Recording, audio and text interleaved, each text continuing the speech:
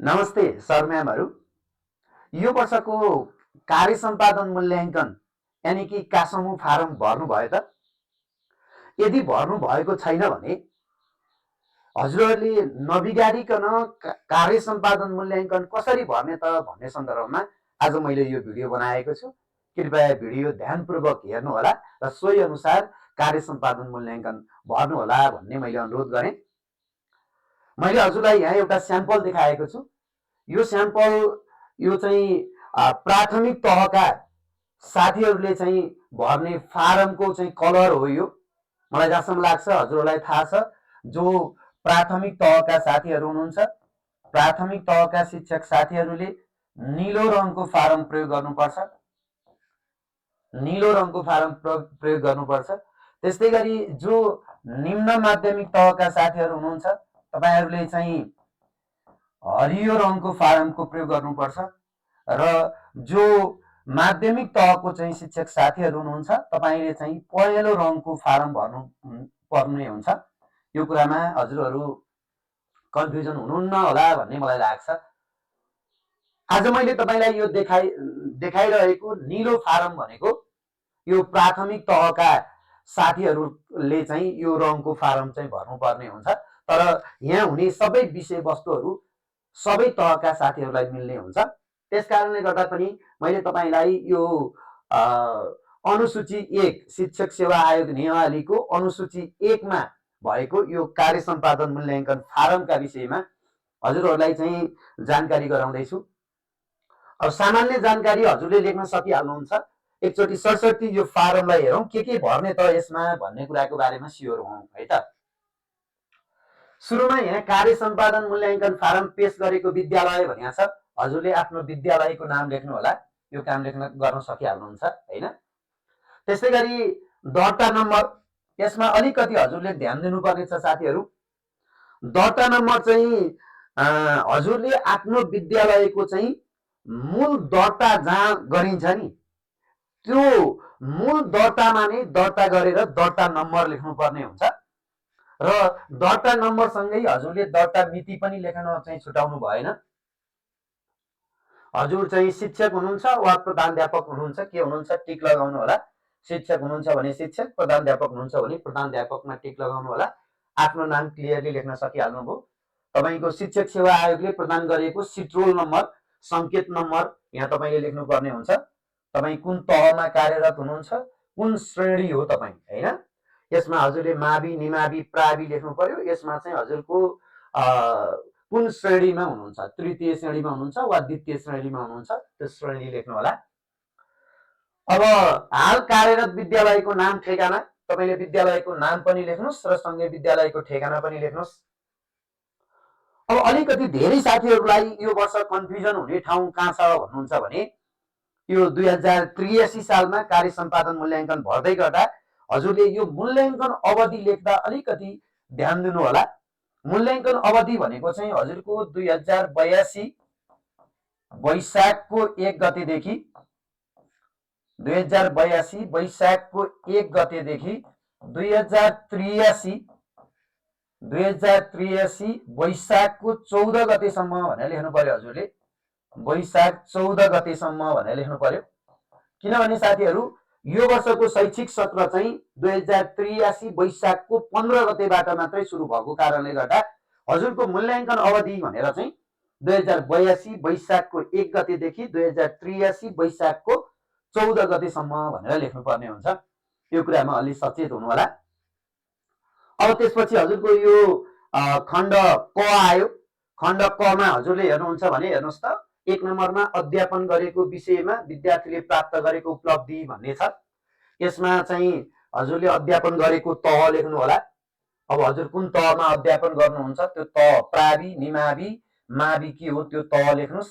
त्यसपछि अध्यापन गरेको कक्षा चाहिँ कति कक्षामा अध्यापनरत हुनुहुन्छ, 6 कक्षामा, 7 कक्षामा, 8 कक्षामा हैन, कति कक्षामा अध्यापनरत हुनुहुन्छ त्यो लेख्नु होला।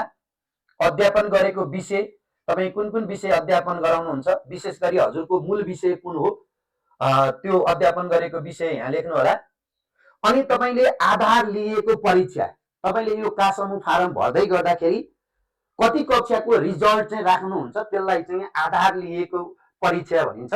तपाईँ कक्षा 3 को उपलब्धि परीक्षालाई चाहिँ राख्दै हुनुहुन्छ कि 5 को राख्दै हुनुहुन्छ कि हैन 8 को राख्दै हुनुहुन्छ कि 10 को हो कि 11 12 को हो, हजुरले कुनको चाहिँ रिजल्टलाई चाहिँ कासमु फारममा चाहिँ समावेश गर्दै हुनुहुन्छ त्यसमा चाहिँ हजुरले टिक लगाउनु होला। हजुरले चाहिँ ल प्रावि तहको हुनुहुन्छ भने कक्षा 5 को उपलब्धि परीक्षा हो भने यसमा चाहिँ टिक लगाउनु होला, कक्षा 5 को उपलब्धि परीक्षा भनेर टिक लगाउनु होला।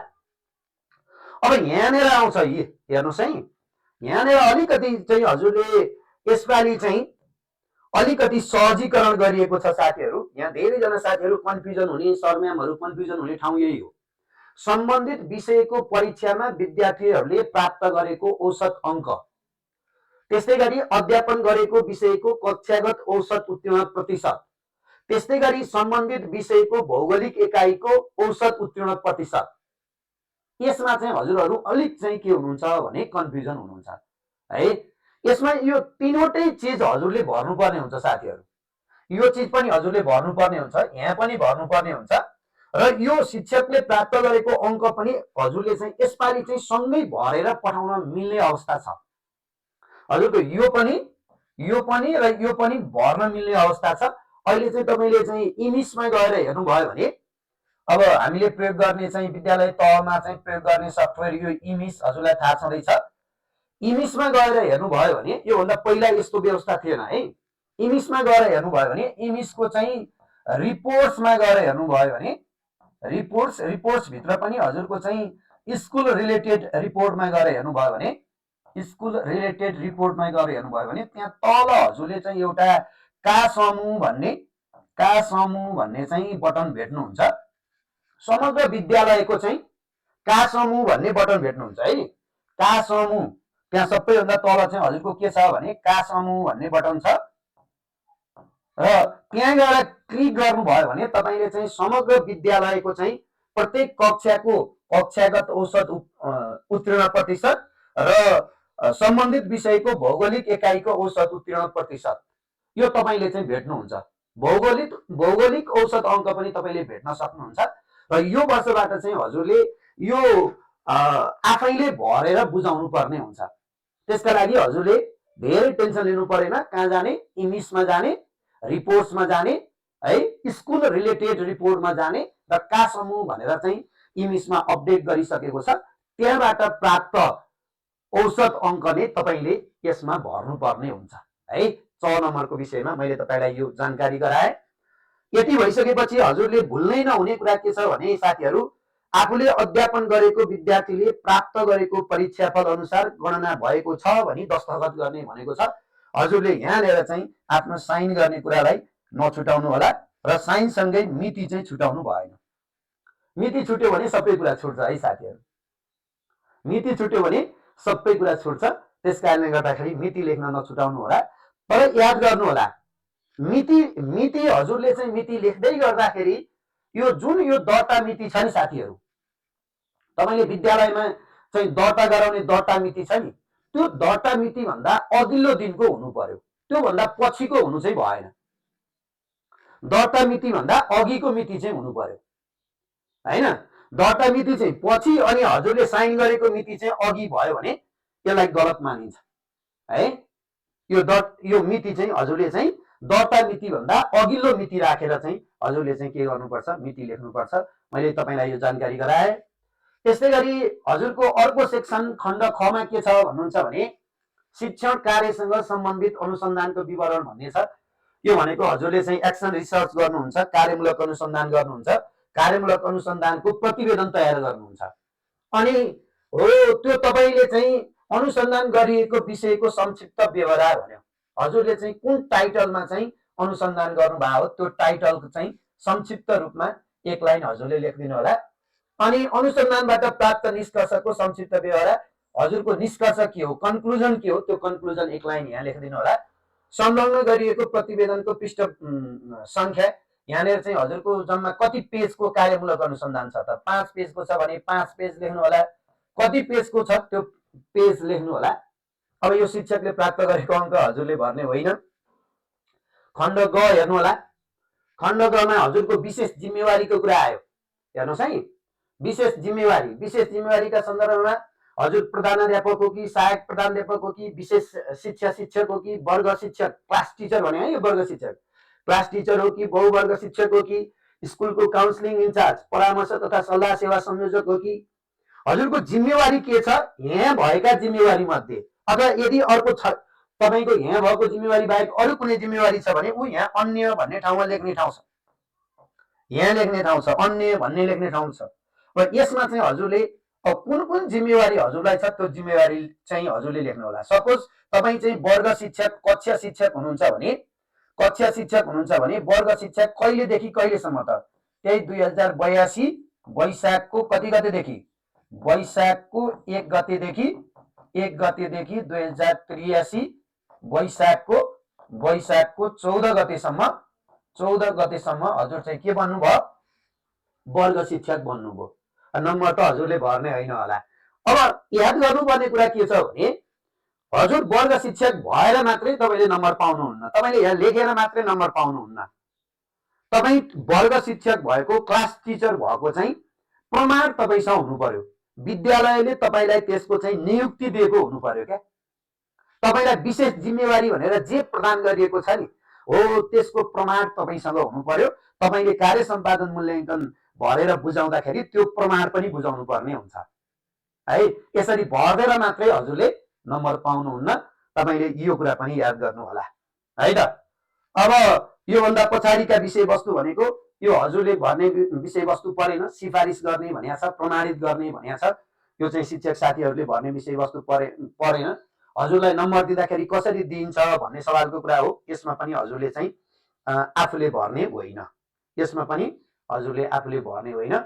यसमा चाहिँ हजुरले के चाहिँ कुरा याद गर्नु पर्यो भने साथीहरू हेर्नुहोस् त, यो कार्य सम्पादन मूल्याङ्कन फारम भर्दै गर्दाखेरि चाहिँ हजुरले के कुरा याद गर्नु पर्यो भने मेन कुरा मैले अहिले सुरुमा पनि भने तपाईँलाई कलरको कुरा याद गर्नु पर्यो, टाइमिङको कुरा याद गर्नु पर्यो, हजुरको साइन र मितिको कुरा याद गर्नु पर्यो हैन। अनि त्यसपछि हजुरलाई विशेष जिम्मेवारी दिएको छ भने त्यसको पत्रको कुरा चाहिँ हजुरले याद गर्न पर्यो। र यो पेपर जुन हुन्छ नि साथीहरू, यो चाहिँ A4 साइजको पेपर हुनुपर्छ र यो चाहिँ एउटै पेपर हुनुपर्छ। A4 साइजको पेपर एउटै पेपर हुनु पर्यो हैन, अगाडिपट्टि र पछाडिपट्टि गरेर एउटै पेपरमा A4 साइजको पेपरमा चाहिँ हजुरले चाहिँ कार्य सम्पादन मूल्याङ्कन फारम भरेर तपाईले चाहिँ अब दर्ता गर्ने मिति त तपाईले याद गर्नु भयो होला। यसपालि चाहिँ हजुरको चाहिँ शैक्षिक सत्र सुरु भएको 30 दिन भित्र बन्छ भनेपछि हजुरको चाहिँ 2083 वैशाखको 15 गतेदेखि हजुरको चाहिँ 2015 गतेदेखि 2083 जेठको 13 गतेसम्म है साथीहरू, जेठको 13 गते भित्र चाहिँ हजुरले चाहिँ विद्यालयमा दर्ता गराएर प्रधानाध्यापक मार्फत स्थानीय तह हुँदै शिक्षा विकास तथा समन्वय इकाइमा बुझाउनु पर्छ भन्ने कुरा याद गर्नु होला। मलाई जहाँसम्म लाग्छ यो भिडियोले पक्का पनि तपाईलाई सहजीकरण गर्यो। सबैजना साथीहरूलाई विशेष धन्यवाद। नमस्कार।